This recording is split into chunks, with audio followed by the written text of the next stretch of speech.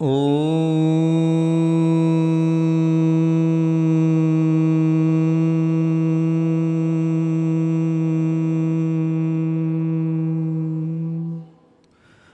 वीतरागी भगवान मर्यादा पुरुषोत्तम राम भगवान की जय। वीतरागी भगवान हनुमान भगवान की जय। परोपकारी आचार्य भगवंत विद्यासागर जी महामुनिराज की।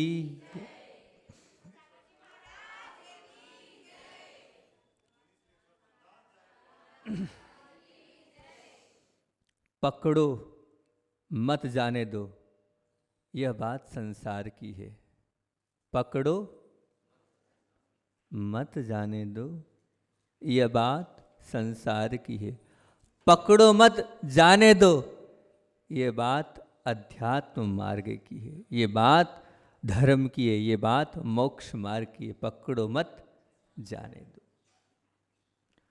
आज इस अध्यात्म की पीठ पर बैठकर अध्यात्म की चर्चा करने के लिए आप लोगों ने बिठाया है, क्योंकि गायत्री विद्यापीठ मतलब वो अध्यात्म को बहुत जोर देती है।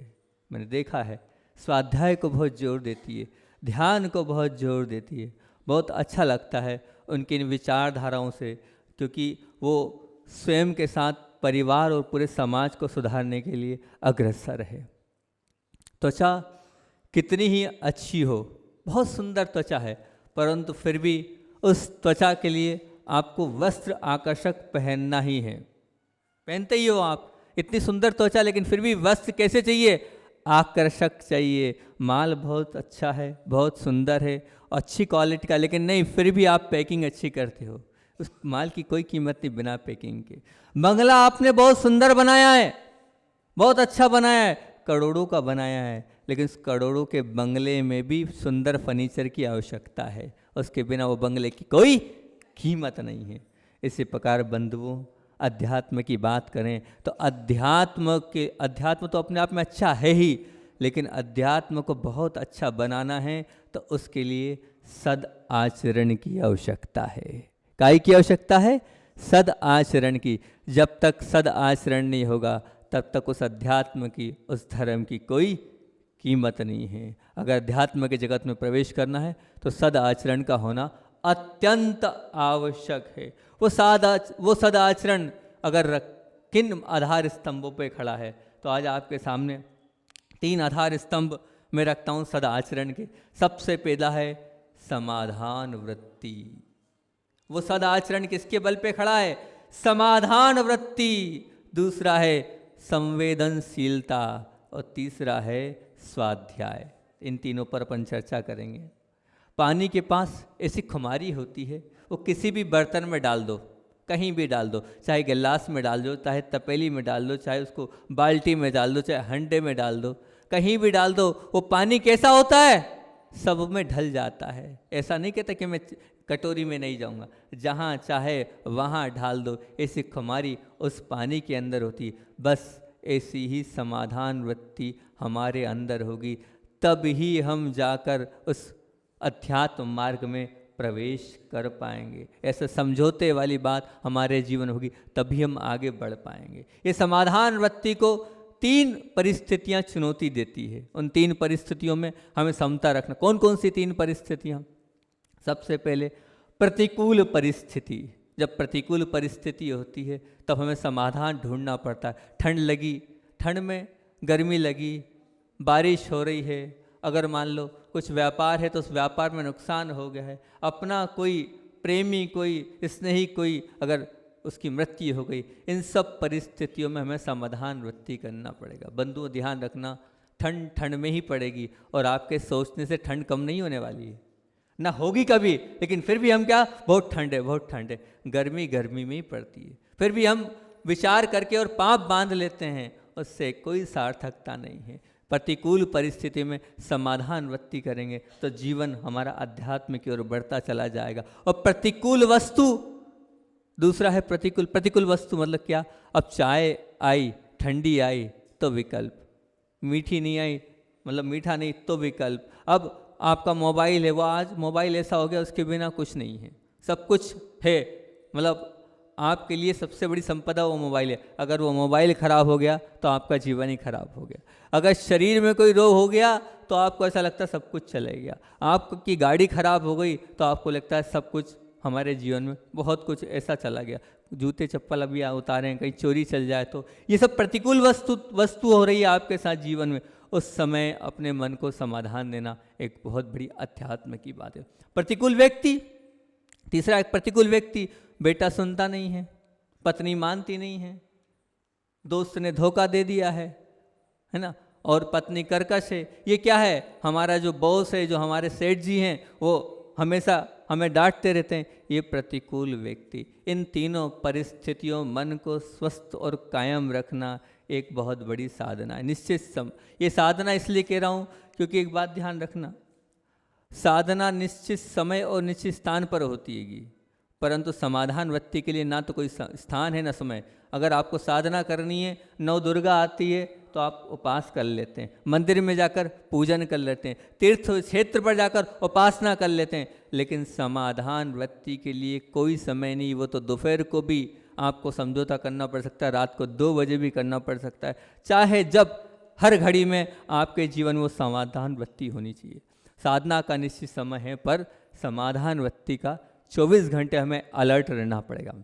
मन साधना को चुनौती मानकर स्वीकार कर लेता है, लेकिन समाधान वृत्ति को वो स्वीकार नहीं करता है। ये कैसी विडंबना है। मन को साधना का आकर्षण है, वो त्याग करने को तैयार है, वो तप करने को तैयार है, लेकिन समाधान वृत्ति को वो तैयार नहीं है। और अगर वो खंडित हो जाती है साधना, और कोई उपवास किया नहीं कर पाए, कोई नियम लिया नहीं कर पाए, मन में खेद है, विकल्प है, व्यथा का अनुभव है, परंतु अगर हमारी वो समाधान वृत्ति खंडित हो जाती है तब किसी प्रकार का विकल्प नहीं है। बंधुओं, जिस प्रभु ने पाप के विरुद्ध विद्रोह करने की बात कही है, उन्होंने ये भी तो कहा है कि दुखों को स्वीकार कर लो। जिस प्रभु ने पाप कर्म के बंधन को रोकने के लिए प्रबल पुरुषार्थ करने को कहा है, उसी प्रभु ने पाप कर्म को समता से सहन करने की बात भी तो कही है। अब वो क्यों नहीं हमारे जहन में बैठ रही है? ध्यान रखना, पाप से बचना तो ठीक है, लेकिन दुख से हम बच नहीं पाएंगे। करेले का प्रत्येक अंश जिस प्रकार कड़वा होता है ना, कड़वा ही होता है, देख लेना प्रत्येक अंश। सागर का पानी जिस प्रकार उसमें बूंद बूंद में खारापन होता है, उसी प्रकार बंधुओं ध्यान रखना, संसार के प्रत्येक पल में दुख ही दुख भरा है, दुख ही दुख भरा है। तो अब क्या करें? तो अब उस दुख के लिए हमारे पास 2 विकल्प हैं। क्या वे? या तो सम्यक मार्ग से अच्छी तरह से उसको हम समीचीन रूप से उसको दूर करें। अब अगर दूर कर रहा और दूर नहीं हुआ तो दूसरा है समझौता कर लें उस दुख के साथ, समझौता कर लें तो ही ठीक है। नहीं तो जैसे मान लीजिए आपने किसी को पैसा उधार दिया, पैसा 1 लाख उधार दिया, आपने प्रयास कर लिया, अब नहीं आ रहा है, तो अब विकल्प काहे का? नहीं आ रहा है तो छोड़ो आप, क्योंकि अब नहीं आना है और आने की उम्मीद भी नहीं दिख रही है, फिर रात दिन उसका विचार क्यों, रात दिन उसकी टेंशन क्यों, रात दिन उसके विषय में हम अपने मन को क्यों खराब कर रहे हैं? जिस समस्या का कोई समाधान ही नहीं है, उसे समस्या क्यों मान रहे हैं हम? जिस समस्या का समाधान ही नहीं है तो उसे हम समस्या क्यों मान रहे हैं? बताओ। उसे समस्या ना माने तो बहुत अच्छी बात है, हमारी मन की फितूरी है कि हम उसको समस्या मानकर अपने जीवन के उन अच्छे समय को खराब करते जा रहे हैं। खराब हमारे लिए तो हर परिस्थिति में स्वीकार करना चाहिए। एक अमेरिका के एक सज्जन की बात मैंने पढ़ी, वो आपके सामने रखता हूँ। बहुत बड़ा बंगला बनाया उसने, आलीशान बंगला, और बंगला तो था लेकिन बंगले के बाहर बहुत बड़ा गार्डन था।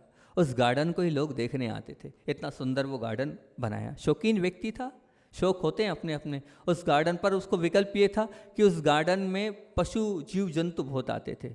उस जीव जंतु से परेशान होकर उसने बहुत सारे उपक्रम करे कि किसी प्रकार से ये ना आए, और उसने सब प्रकार से जितनी विषैली दवाइयाँ होती सबका प्रयोग किया, लेकिन वो आने लगे। उसने नगर पालिका में पत्र लिखा, साहब हमने इतनी औषधियों का प्रयोग कर लिया है, दवाइयों का प्रयोग कर लिया, पर ये जीव जंतु मरने को तैयार नहीं है, जाने को तैयार नहीं है। जब उन्होंने ऐसा लिखा तो वहाँ से एक पत्र आया, भाई जब आप सब प्रयोग कर ही चुके हो तो फिर उसका तो एक ही तरीका है, आप उनको चाहने लगो और उनको स्वीकार करने लगो। उसका तो यही उपाय है। इसी से आप उनको प्रेम करोगे, उनको चाहने लगोगे, तो ही वो आपके बन पाएंगे। जब आप हटा नहीं सकते हो तो आप प्रेम करना चालू कर दो। इसीलिए कह रहे हैं कि अगर हम सुख ठुकरा सकते हैं, परंतु ध्यान रखना दुख को तो हमें स्वीकार करना ही पड़ेगा। हम सुख ठुकरा सकते हैं, नहीं चाहिए सुख हमें, ठीक है, परंतु आपको क्या, क्योंकि आपको मान लो यहाँ से वहाँ तक गाड़ी से जाना है, आप कोने में पैदल जाऊँगा, वो कर सकते हो। लेकिन अगर दुख आया है तो उसे तो आपको स्वीकार करना पड़ेगा। हम प्रलोभन के प्रति उपेक्षित व्यवहार कर सकते हैं, पर पीड़ा की उपेक्षा नहीं कर सकते। आपको 1 लाख रुपया कोई रिश्वत दे रहा है, आप छोड़ सकते हो, उपेक्षित कर सकते हो, लेकिन पीड़ा के प्रति आपकी उपेक्षा व्यवहार नहीं हो सकता है। राष्ट्रपति का पुरस्कार आप ठुकरा सकते हो, लेकिन मान लीजिए अपराध में मिली सजा है, उसको ठुकरा सकते हो क्या? नहीं ठुकरा सकते बंधु, बिल्कुल नहीं ठुकरा सकते। भूतकाल पे अगर हम नज़र डालें तो सुख हमने कितना किया है, सत्कार्य हमने कितने किए, विचार तो करो। अभी वर्तमान में देखो आप कितना अच्छा कर रहे हो, क्या अच्छा सत्कार्य कर रहे हो। अगर कोई दुख आपके जीवन में आ भी गया, कोई कष्ट आपके जीवन में आ गया, तो बताओ आपने पूर्व में दुष्कार्य कितने किए, पहाड़ जैसे, और सत्कार्य कितने किए, परमाणु जैसे। आपने वो पाप कितना किया है, तो बोले सागर जैसा। पुण्य कितना किया, तो बोले चुल्लू भर जैसा। तो फिर इस जीवन में अगर दुख आ भी रहा है तो उसको एक्सेप्ट करो, उसको स्वीकार करो।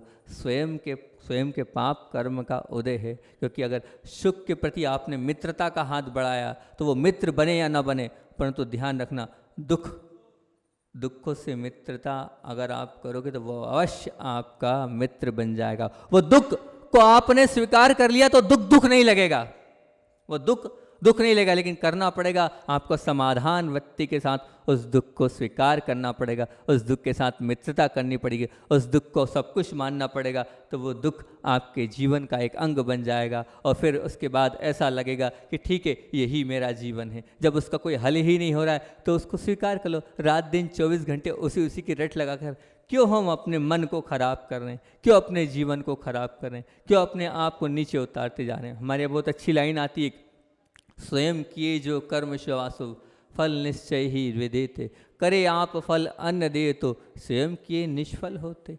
अपने कर्म सिवाय जीव को कोई ना देता फल कुछ भी, पर देता है ये विचार तज स्थिरो छोड़ो प्रमाद बुद्धि। इसलिए पर व्यक्ति कुछ नहीं देता है, जो भी मिल रहा है किसको मिल रहा है, किसका मिल रहा है, अपना स्वयं का मिल रहा है। इस कर्म रूपी रेस्टोरेंट में हमने जो ऑर्डर किया है वही हमको मिलता है और वही हमें खाना पड़ता है। तो इसलिए हमें समाधान वृत्ति अगर हमने रखी तो निश्चित तौर से हमारा जीवन बहुत उत्कृष्ट और बहुत अच्छा बन सकता है। और सद आचरण का दूसरा स्वरूप है संवेदनशीलता। अग्नि निकट होने के बाद भी अगर पिघले नहीं तो वो मोम नहीं, वो फौलाद हो सकता है। अग्नि है और मोम पिघल नहीं रहा है तो मोम नहीं है, वो क्या है, फौलाद है। पानी डालने के बावजूद भी वो धुले नहीं, वो पत्थर नहीं, क्या नमक नहीं, वो तो पत्थर होगा। नमक तो घुल जाएगा पानी में डालते ही, बिल्कुल घुल जाएगा। और नहीं घुल रहा है तो निश्चित तौर से वो पत्थर है, नमक नहीं। दर्पण सामने के होने के बावजूद भी अगर उस दर्पण में आपका प्रतिबिंब नहीं दिख रहा है तो दर्पण नहीं, वो कांच है। बस उसी प्रकार भैया, अगर कोई कष्ट में आपको दिख रहा है, कोई दुख में आपको दिख रहा है, कोई पीड़ित आपको दिख रहा है और उसके बावजूद भी आपकी आंखों में लेश मात्र भी अगर उसके प्रति उसके दुख दूर करने की भी इच्छा नहीं हो रही है, दया भरा विचार नहीं आ रहा है, हृदय में अगर थोड़ी बहुत भी संवेदनशीलता नहीं है, तो ये मान के चलना वो आपका हृदय क्या है, वो फौलाद बन गया है। वो हृदय क्या है, वो पत्थर बन गया है। क्योंकि उस वो हृदय जरूर है, धड़क जरूर रहा है, लेकिन वो धड़कन कोई काम की नहीं है, कोई काम की नहीं है। ध्यान रखना बंधुओं, अध्यात्म मार्ग पर आप बढ़ने की बात कर रहे हैं। बगीचे में एक भी फूल ना हो ऐसा बिल्कुल नहीं हो सकता। बगीचा है तो फूल तो होगा ही होगा। जंगल में अगर गए तो एक ना एक वृक्ष तो होगा, उसके बिना जंगल क्या।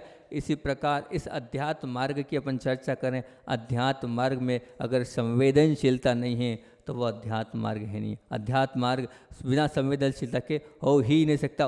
आवश्यक है संवेदनशीलता, अगर आपके अंदर नहीं। एक डॉक्टर थे, बहुत ही मधुर और बहुत ही व्यवहारिक, और उनकी आंखों से लगता था कि उनके अंदर करुणा और दया कूट कूट के भरी है। उनने एक अपनी आप बीती सुनाई।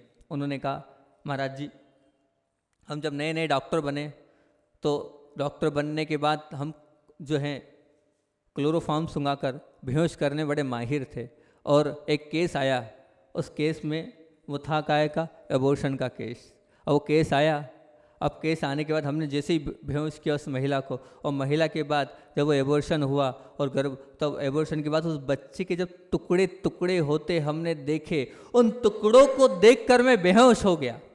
ये स्थिति हो गई। और उस दिन से मैंने नियम ले लिया कि चाहे जो हो जाए, आज के बाद कभी भी मैं इस प्रकार के केस में हाथ डालूंगा ही नहीं। कोई भी गर्भापात का जो केस होगा वो मैं लूँगा ही नहीं। और साथ साथ में अगर मेरी कैपेसिटी रही और मेरा अस्पताल खुला तो कभी इस प्रकार का कोई केंद्र नहीं खोलूँगा। उनका कहना था कि अगर कोई माँ, अगर सच्ची माँ है, अगर सच्ची माँ, उसका हृदय उसके पास है, तो जब वो बच्चा मरता है, मरने के बाद वो उसको देख ले तो कभी जीवन में विचार भी नहीं करेगी कि मुझे गर्भपात कराना है, मुझे किसी बच्चे को मारना है। एक संत के पास एक महिला पहुंची, ध्यान से सुनना। उसकी एक बालिका थी और दूसरी, आजकल सोनोग्राफी से पता चल जाता होगा, दूसरी बालिका थी। वो भक्त थी गुरु की, और गुरु से बोले महाराज श्री जी, एक बालिका पहले से है और है दूसरी बालिका हो रही है, अब हम ये चाहते हैं गर्भपात कराना, और हम आपसे परमिशन लेने आए, इसके अलावा और कोई चारा नहीं। तो जो महाराज श्री जी थे उन्होंने बड़े ही अच्छे से कहा, बोले ठीक, कोई बात नहीं, करा सकते हैं, कोई बाधा नहीं है, करा सकते हैं, कोई बाधा नहीं, लेकिन मेरी शर्त है। क्या? उसका गर्भपात नहीं कराना। तो फिर क्या करना है? वह अभी तुम्हारी बड़ी बच्ची कितनी साल की है? बोले 4 साल की। बोले उसको मार दो। अब तुम 4 साल उसके साथ तो रह ही लिए, अब वो जो नया आने वाला उसके साथ रह लेना। नहीं, वो नहीं हो सकता। तो जब वो नहीं हो सकता है तो फिर वो क्यों कर रहे हो आप?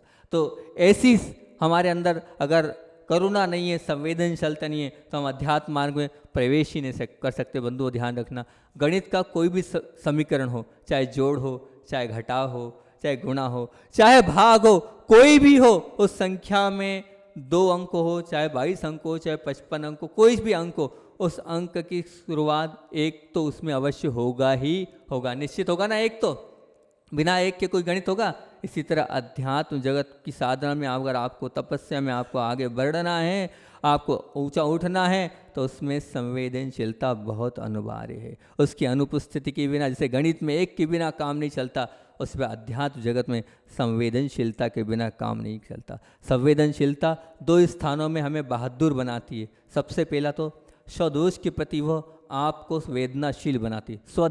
स्वदोष मतलब अपने खुद के स्वयं के दोष के प्रति वेदनाशील बनाती है, और पर दुख के प्रति वो क्या? वो संवेदनशील बनाती है।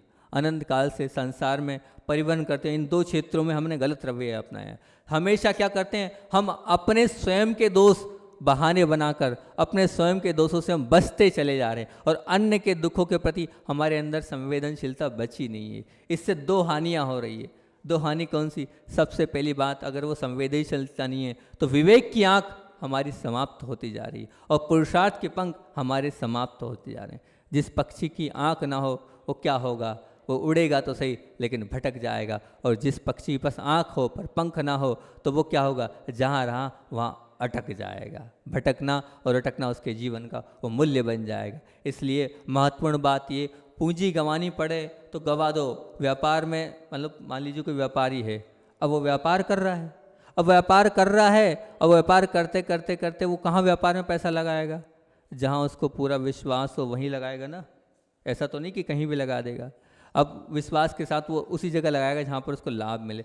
स्वस्थता गंवाई, इस मान लो आपका स्वस्थ हो, आप वही आहार, वही औषध, वही भोजन करोगे जिससे आपका स्वास्थ्य ठीक हो। ऐसी कोई चीज़ तो लोगे नहीं आप। तो बस ध्यान रखना बंधुओं, सद्गुण गंवाने पड़े, ऐसे सभी प्रकार के विचार, ऐसे प्रकार के वचन, ऐसे सभी प्रकार के व्यवहार को हमें स्वयं दूर रखना है। कारण संवेदनशीलता एक ऐसी पूंजी है जिसके बल पर आप अपनी आत्मा को जगत के सर्व जीवों से जोड़ सकते हो, सबको अपना बना सकते हो, लेकिन काय से? उस संवेदनशीलता आपके अंदर होना चाहिए। उस संवेदनशीलता नहीं तो आपका जीवन कुछ नहीं। आज तक हमने एक बार भी बिना शक्कर की मिठाई नहीं खाई।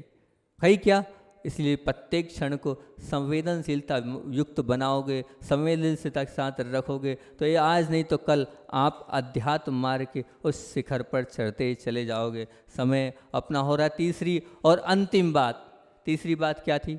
तीसरी बात मैंने बोली, सद आचरण का तीसरा तत्व है स्वाध्याय। गायत्री पीठ में हम बैठे हैं, यहाँ पर भी स्वाध्याय को बहुत महत्व दिया था। आप स्वाध्याय बोलते हो और ये मुरली बोलते हैं, मुरली बोलते हैं ना, स्वाध्याय को स्वाध्याय बोलते हैं। तो ब्रह्म कुमारी अलग है, ये अलग है? अच्छा वो अलग है, वहाँ मुरली बोलते हैं। हाँ, वहाँ भी बहुत महत्व है, स्वाध्याय को बहुत महत्व है। सद आचरण अगर आपके जीवन में लाना है तो सद आचरण के लिए सबसे महत्वपूर्ण तत्व है माँ जिनवाणी का स्वाध्याय करना, गीता का स्वाध्याय करना, रामायण का स्वाध्याय करना, वो बहुत आवश्यक है। संसार जगत के संदर्भ में कहा जा सकता है कि ब्रह्म भंग ना हो उसके समान कोई सुख ना हो, ब्रह्म भंग ना हो उसके समान कोई सुख ना हो, और अगर भ्रम भंग हो गया तो उसके समान कोई दुख ना हो। लेकिन अध्यात्म जगत तो ये कहता है जितना भ्रम आपका दूर होते चलता है उतने आप सुखी होते चले जाओगे, और अगर ब्रह्म आपका दूर नहीं हो रहा है तो आप दुखी हो। ये विपरीत है, ध्यान रखना। नदी का जल अत्यंत शांत रहता है और शांत जल में हाथी पानी पीने गया, हाथी क्या करने गया? पानी पीने गया। जब उसको अपना चेहरा दिखता है ना तो वो खूंखार हो जाता है और उस पूरे पानी को क्या करता है? मेला कुचला, उसके बाद वो पानी पीता है। हम संसारी प्राणियों की भी यही हालत है। हमें वो प्रभु की वाणी स्वरूप दिखा रही है लेकिन हम स्वरूप नहीं देख रहे हैं। हमें तो संपत्ति में सुख है, सत्ता में आनंद है, सौंदर्य में मस्ती है, सफलता में ही जीवन की हमें सार्थकता मान लिए। ये भ्रम कब टूटेगा? ये भ्रम टूटेगा प्रभु के वचनों को सुनने से, प्रभु के वचनों को पढ़ने से। अध्यात्म मार्ग का प्रतीक संसार के उस नग्न स्वरूप को अवगत जब हो पाएगा जब प्रभु के वचन के प्रति हम पागल हो जाएं और उन्हीं को अपने जीवन में उतारते चले जाएं। भ्रम और वास्तविकता जानने के लिए हमें प्रभु के वचनों को, भ्रम क्या है और वास्तविकता क्या है तो बताएं। अगर हम स्वाध्याय करते हैं, अगर जिनवाणी का अध्ययन करते हैं तो सुख संपत्ति में ये हमारा भ्रम है, वास्तविकता सुख संतोष में है। ये भ्रम दूर होगा स्वाध्याय से। सुख संपत्ति में ये भ्रम है, वास्तविकता सुख संतोष में है। सुख उत्तेजना में है, ये भ्रम है। और सुख उपशम में है, ये कब होगा?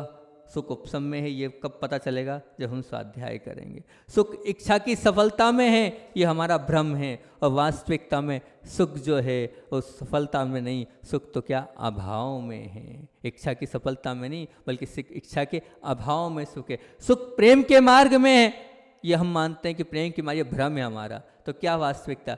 सुख प्रेम के मार्ग में नहीं, सुख श्रेय के मार्ग में है। हम श्रेय करते चलें, सबका भला करते चले। जो है शरीर और मन, यही सब कुछ ये ब्रह्म है और ये ब्रह्म रहेगा अगर स्वाध्याय करेंगे। वास्तविकता में शरीर और मन नहीं है, वास्तविकता में आत्मा है। उस आत्मा तक हम स्वाध्याय के माध्यम से ही पहुँच सकते हैं। आलोक ही है, ये लोक ही सब कुछ, ये हमारा ब्रह्म है। वास्तविकता में परलोक भी है, ये तब पता चलेगा जब हम स्वाध्याय करें। मृत्यु भयंकर है, ये भ्रम है नहीं, मृत्यु नहीं, मृत्यु के साथ साथ जन्म भी भयंकर है। जन्म कैसे लिया जाता है आप समझो, कितनी पीड़ाओं के साथ होता है। जब हम स्वाध्याय करेंगे तब हमें पता चलेगा। नरक और स्वर्ग यही हैं, मतलब इस संसार में ही हमारा भ्रम है नहीं। नरक और स्वर्ग की वेदना तो अलग ही होती है, ये तब पता चलेगा जब हम स्वाध्याय करेंगे। बुद्धि स्वीकार करे वही सच है, ये भ्रम है। ऐसी बहुत सारी वस्तुएं जो बुद्धि से नहीं दिख रही है लेकिन उसे समझेंगे कैसे? आगम से समझेंगे कि हाँ जीव मात्र, पानी में भी जीव है, आलू में भी जीव है, प्याज में भी जीव है, और एक नहीं दो नहीं अनंत जीव है। ये तब होगा जब हम स्वाध्याय करेंगे। सत्य को अस्वीकार करते हुए, अब सत्य को कोई स्वीकार करना नहीं चाहता है तो क्या हो गया? अब सत्य को कोई स्वीकार नहीं कर रहा है तो सत्य को कोई नुकसान नहीं होगा, नुकसान तो हमें ही होगा। ब्रह्म और वास्तविकता से अवगत करने वाले प्रभु के वचन अगर हम पुरुषार्थ के साथ और समय देकर और रुचि के साथ अगर पढ़ते चले जाएंगे और समझते चले जाएंगे तो ये मान के चलना हमारा जीवन बहुत उत्कृष्ट और बहुत अच्छा बनता चला जाएगा, आगे बढ़ता चला जाएगा। ध्यान रखना, वस्तु की कीमत उस पर लिखी होती है वो तो मालूम है और हम देख लेते हैं, लेकिन वस्तु का मूल्य क्या है जब तक उसमें जितनी चीज़ें हैं और उसको हम अनुभव नहीं कर लेते तब तक मालूम नहीं पड़ता है। उसी प्रकार शरीर और मन के लिए तो विज्ञान बता देता है, लेकिन आत्मा को जानने के लिए प्रभु के वचन जरूरी है। बिल्कुल प्रभु के वचन जरूरी है, उसके बिना नहीं। आपने घड़ी भली खरीद ली, आजकल बहुत तरह की घड़ी होती है, लेकिन घड़ी खरीदने के पूर्व आपको जानना पड़ेगा कि वो घड़ी चलती कैसी है। इसलिए साधना करने के पूर्व आपको ज्ञान जरूरी है, ज्ञान के बिना आप नहीं पहुंच सकते हो। साध्य निश्चित करने के पूर्व आपको साध्य का स्वरूप जानना चाहिए, क्योंकि उसके बिना हम वहाँ तक पहुँच ही नहीं सकते। बंधुओं ध्यान रखना, बहुत काम की बात। भोग में मिलने वाले आनंद में, भोग में जो आप जो भोग में लगे हो, उन भोग में मिलने वाले आनंद में दुख कहाँ है, और त्याग में होने वाले कष्टों में सुख कहाँ है, ये कब पता चलेगा? जब आप स्वाध्याय करोगे। स्वाध्याय के बिना नहीं होगा। जैसे सूर्य के प्रकाश में वो आँख खुली होती है तभी हमें गड्ढे दिखते हैं, उसी प्रकार हमारे विवेक की चक्षु जब खुलेगी जब हम स्वाध्याय करेंगे, प्रभु के वचनों का पालन करेंगे, उनको अपने जीवन में उतारेंगे। यदि आप चाहते हो पाप हमारा पीछा छोड़ दे तो प्रभु के वचनों को अपने जीवन में उतारते चलोगे तो आपसे निश्चित तो से मान के चलना आपके जीवन में वो पाप निकलते चले जाएगा और आप एक अच्छे व्यक्तित्व बन जाएंगे। क्योंकि सद आचरण की ये 3 भूमिकाएं आपके सामने रखी है। सबसे पहले कौन सी? समाधान वृत्ति। दूसरी कौन सी? संवेदनशीलता। और तीसरी स्वाध्याय। अपने जीवन में थोड़ा पढ़ो, लेकिन पढ़ो। पढ़ने से, क्योंकि देखो आप यहाँ बैठे हो, यहाँ हम आपको सुना रहे हैं, इस सुनने से कुछ तो आपको फर्क पड़ा होगा, कुछ तो आपके, कुछ नहीं तो 1% तो कुछ समझ में तो आया होगा। वही सब बातें उसमें लिखी है, हम उसको पढ़ेंगे तो हमारे जीवन की सार्थकता होती चलेगी। हम 5 बातें हर स्थान पर अपने प्रवचन के अंत में बताते हैं। 5 बातें आपके सामने रख रहे हैं, उन 5 बातों को आप अपने जीवन में उतारना तो बहुत अच्छी बात है।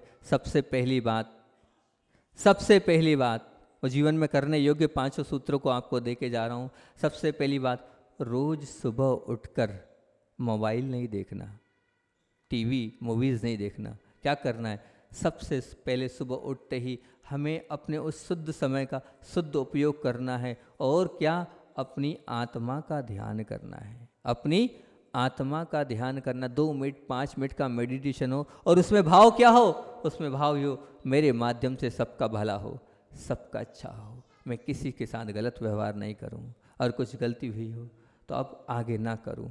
ये आपको प्रतिदिन सुबह उठकर करना है, प्रतिदिन करना है। दूसरी बात, जब भी आपको समय मिले, जब फ्री रहो, आप ऐसा लगे कि हाल में फ्री हूँ, तो उस समय आपको 4 बातें हमेशा सोचनी है। 4 बातें सोचनी है। कौन कौन सी 4 बातें? मैं सुखी आत्मा हूँ, रिपीट करो इसको, मैं सुखी आत्मा हूँ, मैं शक्तिशाली आत्मा हूँ, मैं पवित्र आत्मा हूँ, मैं शांत आत्मा हूँ। ये जब समय मिले आपको, जब मिले, सुखी आत्मा हूँ, पवित्र आत्मा हूँ, शक्तिशाली आत्मा हूँ, ये 4 बातों को, शांत आत्मा हूँ, इसको आपको जब समय मिले, जब आपको ये विचार करना है। तीसरा, आपको ये विचार करना है कि जो मैं धन कमा रहा हूँ वो धन दुआओं के साथ हो, कष्ट और दुखों के और अनिति के साथ ना हो। क्योंकि वो कष्ट और अनिति का जो धन है वो खुशी नहीं देने वाला है, आज नहीं तो कल वो दुख को देने वाला है। चिंतन करना कहीं आपका धन दुआओं के साथ, बद्दुआओं के साथ तो नहीं है, दुआओं के साथ है कि नहीं। और चौथी बात, प्रतिदिन रात में आप जब सो तो 5 मिनट का मेडिटेशन करना, और उस मेडिटेशन में आप दिन भर की चर्या को साक्षी भावपूर्वक देखना कि आज दिन भर में मैंने क्या गलत किया, और जो गलत किया उस पर विचार करना कि इस गलत करने के बाद इसका दुष्प्रभाव क्या होगा। ये जो मैंने गलत किया है इसका दुष्प्रभाव क्या होगा। एक ना एक दिन आप बहुत अच्छे बन जाओगे अगर अपनी गलतियों को पकड़ने लगोगे और रोज़ उसका दुष्प्रभाव सोचोगे, मैंने ये किया है, इसका फल क्या मिलेगा, इसका प्रभाव क्या पड़ेगा, तो आपका जीवन बहुत अच्छा बन जाएगा। और 5वीं बात, हमेशा शुद्ध और सात्विक आहार करना। जो खा रहे हो उसका विचार करना, और जब आप भोजन कर रहे हो, जो भी खा रहे हो, उसके पहले ये ध्यान रखना कि जब मैं खा रहा हूँ उस समय टीवी नहीं, मोबाइल नहीं, मूवीज़ नहीं, किसी प्रकार की कोई बातचीत नहीं। अच्छे परिणामों के साथ हम भोजन करेंगे तो जैसा खाए अन्न वैसा होए मन, वैसा ही आपका मन होता चले जाएगा। 2-3 मिनट का अगर आप लोग चाहें तो ध्यान करा दें। तो रीढ़ सीधी, आंखें बंद, रीढ़ सीधी आंखें बंद। बिल्कुल अपना ध्यान अपने दोनों बाहों के बीच में, और हमें विचार करना है मैं शक्तिशाली आत्मा हूँ। मन में सोचना है मैं शक्तिशाली आत्मा हूँ, मैं जो चाहता हूँ वो कर लेता हूँ, मैं जो विचार करता हूँ वो सब कुछ कर लेता हूँ। मैं सुखी आत्मा हूँ, मेरे पास प्रत्येक सुख है, ऐसा कुछ भी नहीं है कि मैं अपने जीवन से लेकर दुखी हूँ। मैं शांत आत्मा हूँ, मैं जरा जरा सी बातों को लेकर विकल्प नहीं करता हूँ, बिल्कुल शांत आत्मा हूँ, शांत आत्मा। मैं पवित्र आत्मा हूँ, मैंने कोई पाप नहीं किया है, और किया भी है तो मैं गुरु के चरणों में और प्रभु के चरणों में जाकर उन सब पापों का प्रायश्चित मांगता हूँ, उन सब पापों का प्रायश्चित मांगता हूँ। मेरे जीवन में वो समाधान वृत्ति घर कर गई है। हर परिस्थिति में को स्वीकार करने के लिए मैं तैयार हूँ, एक्सेप्ट करने को तैयार हूँ, स्वीकार करता चला जाऊँगा अपने जीवन में हर परिस्थिति को। मेरे पास वो करुणा भाव है, वो संवेदनशीलता है, मैं प्रत्येक जीव के प्रति, जीव मात्र के प्रति संवेदनशील हूँ। सबके प्रति, सब जैसे अपना जीव है वैसे मैं दूसरों को भी अपने जैसा ही स्वीकार करता हूँ। और मैं आज प्रण करता हूँ, मैं आज वचन देता हूँ कि भले ही 4 लाइन पढ़ूँगा, लेकिन रोज 4 लाइन पढ़कर ही मैं सोऊंगा। 24 घंटे में कम से कम 4 लाइन अवश्य पढ़ूंगा, अवश्य पढ़ूंगा, अवश्य पढ़ूंगा। ये मैं नियम लेता हूँ, ये मैं नियम लेता हूँ। मैं शांत आत्मा हूँ, मैं निर्मल आत्मा हूँ, मैं पवित्र आत्मा हूँ, मैं सहज ज्ञाता दृष्टा आत्मा हूँ, मैं सबका कल्याण सोचने वाली आत्मा हूँ, मैं सबका कल्याण सोचने वाली आत्मा हूँ। इतना ही रखते हैं। बोलिए आचार्य भगवान विद्यासागर जी महामुनि राज की।